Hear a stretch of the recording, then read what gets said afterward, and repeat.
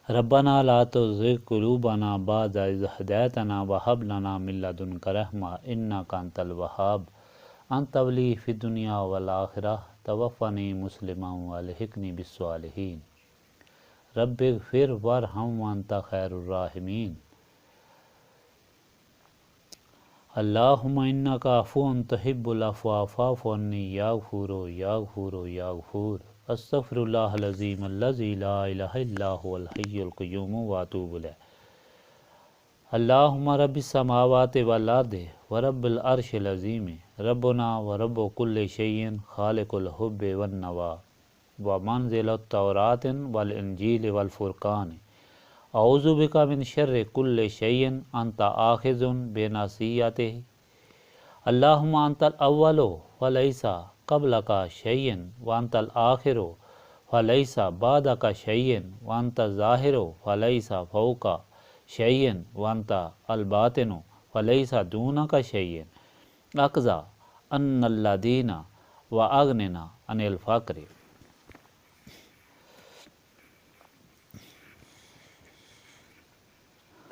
رب لا الہ الا انت سبحانک انی کنت من الظالمین لا الہ الا انت سبحانک انی کنت من الظالمین اللہم رحمتک ارجو فلا تکلنی الی نفسی طرفۃ العین واصلح لی حالی کلالہ لا الہ الا انت ربنا تقبل منا انک انت السمیع العلیم وتب علینا انک انت التواب الرحیم سبحانک ربک رب العزۃ عما یصفون وسلام علی المرسلین والحمد للہ رب العالمین.